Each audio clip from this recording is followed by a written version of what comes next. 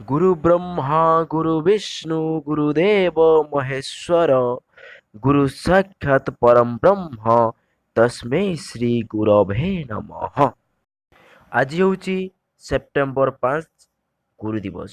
ଏହି ଗୁରୁ ଦିବସ ଅବସରରେ JP Star Creation YouTube channel ତରଫରୁ ଆପଣମାନଙ୍କୁ ଅଭିନନ୍ଦନ ଆଉ ଶୁଭକାମନା। ଦୁନିଆରେ ମୁଁ 3ଟି ଗୁରୁଙ୍କୁ ସମ୍ମାନ ଦିଏ। 1ରେ ମା, ଯିଏ ମୋତେ ଦୁନିଆ ଦେଖାଇଲେ।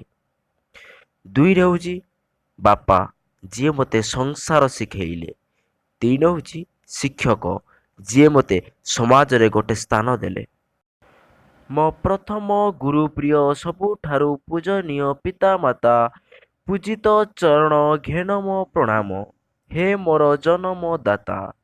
ଦ୍ୱିତୀୟ ଗୁରୁ ଯାହାଙ୍କ ପାଖରୁ ଅର୍ଜିତ ମୁଁ ବିଦ୍ୟାଧନ, ବିଦ୍ୟା ମନ୍ଦିର ସାକ୍ଷାତ ଈଶ୍ୱର କୋଟିଏ ପ୍ରଣାମ ଘେନ।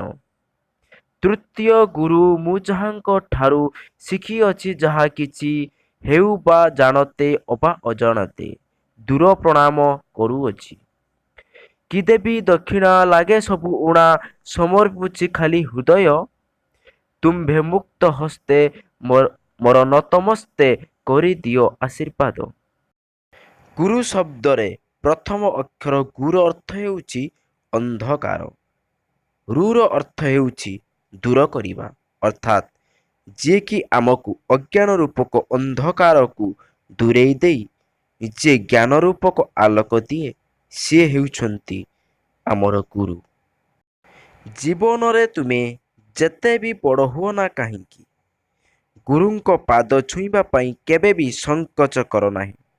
କାରଣ ଗୁରୁଙ୍କ ଆଗରେ ତୁମେ ଯେତେ ଅଧିକ ନଇଁବ, ଜୀବନରେ ତୁମେ ସେତେ ଅଧିକ ଉପରକୁ ଉପରକୁ ଉଠିବ।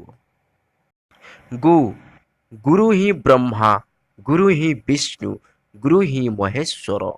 ଗୁରୁ ନୁହନ୍ତି ଛାର ମଣିଷ, ସାକ୍ଷାତ ସେ ଈଶ୍ୱର। ରୁଆନ୍ତି ସେ ତ ଜ୍ଞାନର ଜୀବ, ଶିକ୍ଷାର ଶୂନ୍ୟ ଶିରେ। ଧୈର୍ଯ୍ୟ ଓ ପ୍ରେମ ସାଥିରେ ଧରି ନର ଗଢ଼ନ୍ତି କରେ। ଦି ଆପଣାରେ ଦିଅନ୍ତି ବାଣ୍ଟି, ସ୍ୱଚ୍ଛ ମନରେ ଶିକ୍ଷା।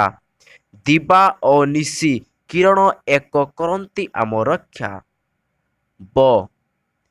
ବଡ଼ ନାମ ତୁମ ଯୁଗେ ଯୁଗେ, ହେ ପୂଜ୍ୟ ଗୁରୁଦେବ। ତୁମ ପରି ଏହି ଜଗତରେ କିଏ ବା ଆଉ ହେବ। ସଞ୍ଜୀବନୀ ଯେ ତୁମ ଶିକ୍ଷାର ସଙ୍କଟୁ କରେ ପାର, ସଦ୍ଗୁଣ ସ୍ନେହ ଶିକ୍ଷା ପ୍ରତୀକ ଘେନ ମୋ ନମସ୍କାର।